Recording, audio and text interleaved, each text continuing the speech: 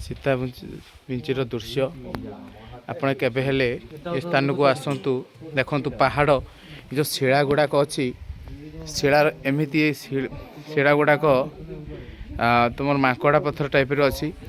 जे कि केन्दुझर जिलार एक पर्यटन स्थल जे कि सीता बिंची रामायण जुगरे वर्णित अच्छी पहाड़ मुख्य आकर्षण होची पहाड़ गुड़ाक देखिपारे पूरा दंडायमान एमती दंडायमान जे कि समस्ते परस्पर ठार अलग हो रही पूरा समतलू बहुत उच्च पर्यंत आपने उठा पड़ो एक मुख्य आकर्षण हो जे कि यही जो शिला गुड़ाक देखार आकर्षण तलू आसवे यदि एटी सीता बिंची केन्दुझर जिलूर घटगाँ मंदिर प्रायतः 14 किलोमीटर पाखापाखि तापर आपने आसवे जदि आसती पहुँच तुमर अच्छी सीता बिंची ठारे सीता बिंची बहुत सुंदर रास्ता आउ परिवेश देखला भली परिवेश आउ एटी प्राकृतिक उद्भिद अच्छी आउ गछ जो देखुवे ये जो पत्थरटा देखुए जो आप देखुं पत्थरटा ये पत्थर इमिति पूरा देखो 3टा पत्थर पूरा छाड़ी छाड़ी होगी अच्छी कि मुख्य आस जब पत्थर पत्थर आपड़ के बाड़ेबे ये घंटार आवाज शुभ आ 1 2 3 4टा पत्थर बड़ बड़ शिलाखंड एठार अच्छी केवल केवल देखार जिनस हूँ या भितर गुंफा अच्छी ये जो देखिए आम यही बाट दे आसिलु यही बाट हूँ गुंफा अच्छी जे कि यही गुंफार गली गली आसवा पड़ो उपरकू जाई आप चेष्टा कले बहुत उपरकू जाई किंतु आपण मैंने जीवेनि कारण विपदपूर्ण पत्थर उपर बड़ पहाड़ उपर चढ़ाटा विपद एठी जो रही पत्थर देखते जो पूरा नेचुराल भ्यूटा आप देखिपारे मेघ उठी सहित धला बादल घूरी उठी आउ गछ गुड़ाक रही पहाड़ सहित जो परिवेशटा बहुत सुंदर परिवेश पवनटा बुझी ये पत्थर ये स्वतंत्र तले किसी ना केवल गोटे पार्श्व ही खाली अल्प केतेक अंश ये रही आउ जो संपूर्ण अंशटी जो बड़ पत्थरटी पूरा ताऊपर रही नहीं कि देखिपारे बहुत सुंदर आउ ये जो धला बादल सहित यही जो देखते यही जो स्थानटा पुणी देखिए ये पछर यही जो स्थानटा सुंदर आपण एठिक आसवा मकर सफर आसी एठी बहुत लोक समागम हुए आउ मकर बेले विभिन्न आड़ू पर्यटक आसती आ दर्शन करती वर्षा दिने लोक भी आसती पत्थर खसीबनी बहुत सुंदर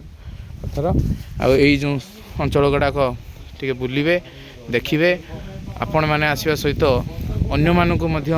ए पर्यटन स्थल बाबद कहे रामायण सीतादेवी आसी वनवास समय गमन कला बेले ये देखी एठी हूँ सीता बिंची नाम से प्रसिद्ध ये गुंफारे माता सीता अवस्थान करते जो तले जो स्थान बहुत सुंदर केतले अवसर वन्यबदल हाँपाई विभिन्न स्थान को जातु बुलूँ मनीष सब खटुची प्रकृति किसी बहुत किसी अवदान रही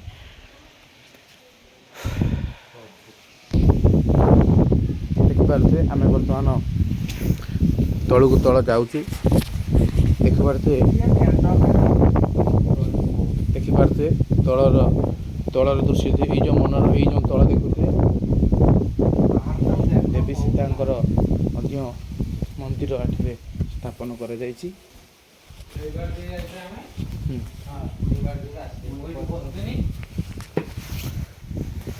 सेदन छुआ जो एक कथाटा कहले जो पानी जो झड़ता गुंफार जो पानी सतर ये जो गुप्तेश्वर देखुते जो गुंफार पानी झड़े ना सतर गोटे लोक पानी झाड़ुवा जहाँ तुम मन आस थी सब हूँ चेक कर देखिपे गुंफा देखिपे तो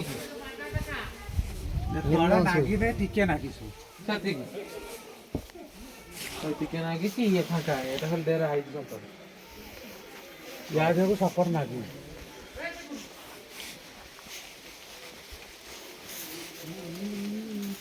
ତଳୁ ହେଇଠୁ ଗୋଟେ ଉଠେଣି ବଢ଼ିଆ ଦେଖା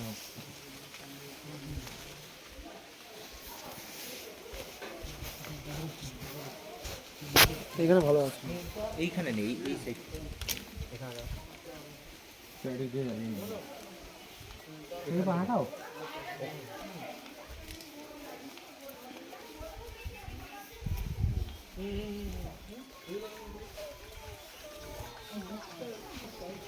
କିଛି ଖରାପ ନାହିଁ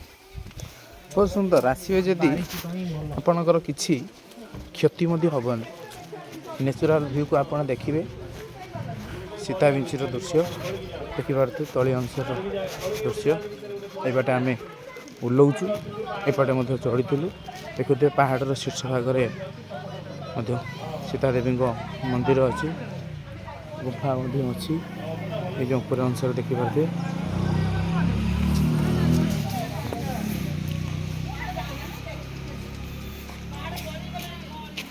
এইটো ଗୋଟେ ଫଟୋ ନିଅ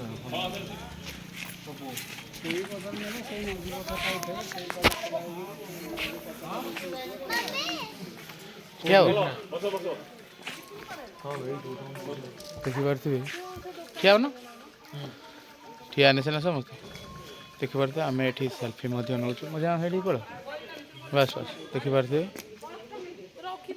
ହେଣି ଘୁଞ୍ଚର ଜାଗା ପା ଅଛି ଦେଖିପାରୁଥିବେ ବହୁତ ସୁନ୍ଦର ସ୍ଥାନ ଏଇଟା ହେଉଛି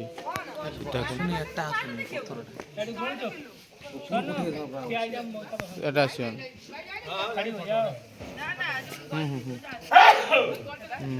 ଠିଆ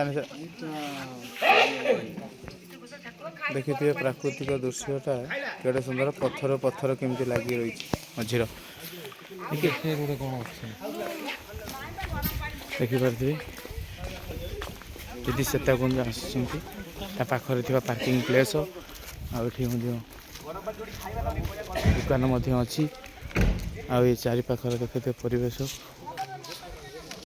ଏଠି ଆସନ୍ତି ଫୋର୍ ହ୍ୱିଲର୍ ପାଇଁ 50 ଟଙ୍କା ଅଛି ଆଉ ବାଇକ୍ ପାଇଁ ମଧ୍ୟ ପଇସା ବାଇକ୍ ଷ୍ଟାଣ୍ଡରେ ମଧ୍ୟ ରଖନ୍ତୁ ବାଇକ୍ ପାଇଁ 20 ଟଙ୍କା ଫୋର୍ ହ୍ୱିଲର୍ ପାଇଁ 50 ଟଙ୍କା ଷ୍ଟାଣ୍ଡରେ ମଧ୍ୟ ରଖିବେ ସୀତାବିଞ୍ଚି ଯିବା ରାସ୍ତାର ଦୃଶ୍ୟ ସେଠି ଆପଣ ମନ୍ଦିର ଦେଖିଲେ ମନ୍ଦିର ଦେଖି ଠିକ୍ କିଛି ମିଟର ଆସିବେ ବାଟ ଆସିଲା ପରେ ଆପଣ ଦେଖିବେ ଏଇଭଳି ପ୍ରାକୃତିକ ପରିବେଶ ପାଇବେ ଦେଖିପାରୁଥିବେ ଏଠି ମଧ୍ୟ ଏକ ମେଳା ଅନୁଷ୍ଠିତ ହେବ ସଜା ହେଇକି ରହିଲାଣି ଏ ମେଳାରେ ମଧ୍ୟ ବହୁତ ଲୋକ ଜନସମାଗମ ହେବ ଦେଖିପାରୁଥିବେ ଯେଉଁ ପରିବେଶଟା ବହୁତ ବିରାଟ ବଡ଼ ପରିବେଶ ଗଛ ମଧ୍ୟ ଅଛି ସେ କୁଆଡ଼େ ଯାଉଛି ନା ଏବାଟ ବାଟ ନାହିଁ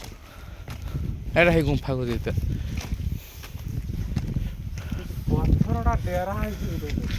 ଏଠି ଦେଖିବା ଜିନିଷ ପଥରଟା ଦେଖିବେ ବିରାଟ ବଡ଼ ପଥର ତଳେ ଅଳ୍ପ ଅଂଶ ମାତ୍ର ଦେଖିଥିବେ 4-5 ଫୁଟ ଖଣ୍ଡେ ସ୍ପର୍ଶ କରୁଛି କିନ୍ତୁ ଅନ୍ୟ ଯେଉଁ ବାକି ତକ ଅଂଶ ଗୁଡ଼ାକ ଏଇ ଦେଖୁଥିବେ ଏଇ ଯେଉଁ ପଥରଟା ରହିଛି ଖାଲି ଶୂନ୍ୟ ଖାଲିଟାରେ ମଧ୍ୟ ସୀତାବିଞ୍ଚିର এই ପଥର ଗୁଡ଼ାକ ରହିଛି ଏଠି ଦେଖିପାରୁଥିବେ ଏଇ ଯେଉଁ ପରିବେଶ ସେଠି ମଧ୍ୟ ଏକ ସାଂସ୍କୃତିକ କାର୍ଯ୍ୟକ୍ରମ ହୁଏ ସେଠି ଏଇ ପଥର ଗୁଡ଼ାକ ମଧ୍ୟ ଅଛି ମାଟି ସହିତ ପଥରଟା ଅଛି ସୋପାନ ପ୍ରଣାଳୀରେ ମଧ୍ୟ ଏଠି ଚାଷ କରାଯାଏ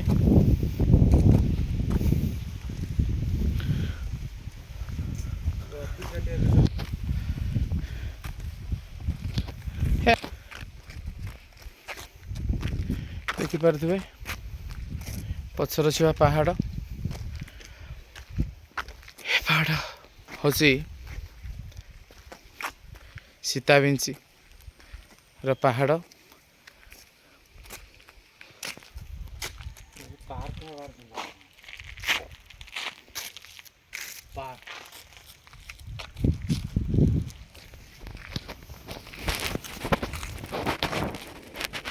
ଏଇଟା ଗାଁ ଫାଁ ରାସ୍ତା ବୋଧେ ଏଇ ଗୋଟେ କ'ଣ ହୁଏ ବୋଧେ ମକର ତାଙ୍କର ସବୁ ଚଢ଼ା ଉଠା କରନ୍ତି ଆସି ଏଇଠି ନା ସମ୍ବଲପୁର ଭଳିଆ ଏଇଠି ସେଇଠି ଯାଇ ଦେଖିବା ଆଉ ସେଇ ପାହାଡ଼ ଉପରୁ ଚଢ଼ି ସବୁ ଦେଖିବା ଆଉ କିଛି ଯିବେ ତା ଉପରକୁ ହଁ ହଁ ତା ଉପରେ ବି ତ ବଡ଼ ଏକୁଟି ଅଛି।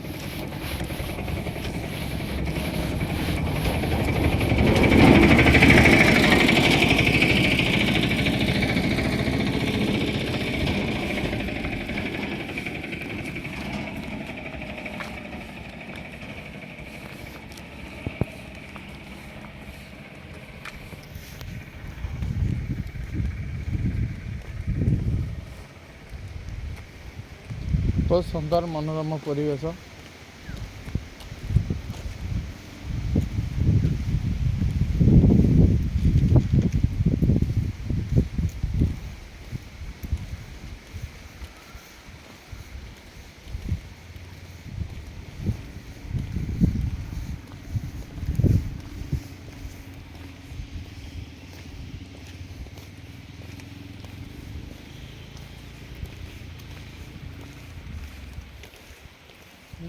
ଦିନ ଜଣା ପଡ଼ୁନି ଆଡ଼େ 12ଟା ଗୋଟେ ଭଳିଆ ହେଇଛି ଟାଇମ୍।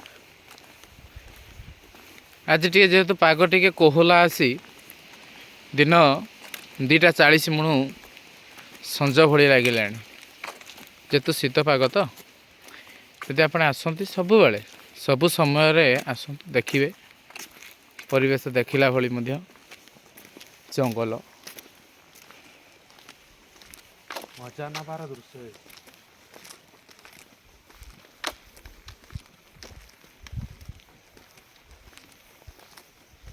ଦେଖୁଥିବେ କେମିତି ପଥର ଗୁଡ଼ାକ ଥାକ ଥାକ ହେଇକି ରହିଛି।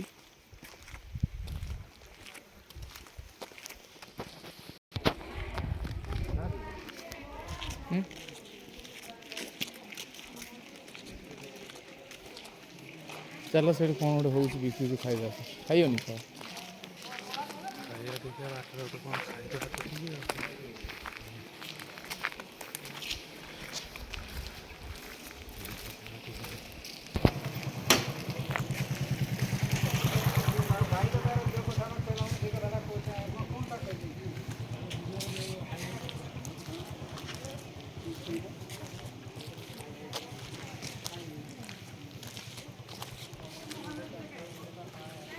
ଏଇ ହେଉଛି ସୀତାଙ୍କ ମନ୍ଦିର।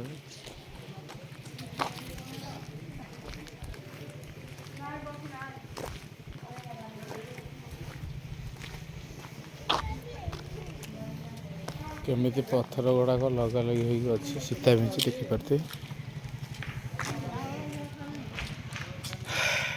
ଯଦି ଦେଖୁଥାନ୍ତି ତାହେଲେ ଚ୍ୟାନେଲଟିକୁ ଲାଇକ୍, ସବସ୍କ୍ରାଇବ୍, କମେଣ୍ଟ ମଧ୍ୟ କରନ୍ତୁ। କେମିତି ଆପଣଙ୍କୁ ଲାଗୁଛି ବିଭିନ୍ନ ଅଞ୍ଚଳ ବିଷୟରେ ଜାଣିବାକୁ ଆପଣ ଚ୍ୟାନେଲଟିକୁ ଲାଇକ୍, ସବସ୍କ୍ରାଇବ୍ କରନ୍ତୁ। ଅନ୍ୟମାନଙ୍କୁ ମଧ୍ୟ ସେଣ୍ଡ କରନ୍ତୁ। ଆଉ ନୂଆ ନୂଆ ଭିଡ଼ିଓ ମଧ୍ୟ ଆପଣ ଦେଖିପାରିବେ ଯଦି ଚ୍ୟାନେଲଟିକୁ ଲାଇକ୍, ସବସ୍କ୍ରାଇବ୍ କରନ୍ତି। ତାହେଲେ ଆଜି ମୁଁ ଏଇଠୁ ସୀତାବିଞ୍ଚି କେନ୍ଦୁଝର ଜିଲ୍ଲାର ଅନ୍ୟତମ ନୂଆ ପର୍ଯ୍ୟଟନ ସ୍ଥଳର ଦର୍ଶନ ଏଇଠି ମୁଁ ବନ୍ଦ କରୁଛି। ଦେଖନ୍ତୁ।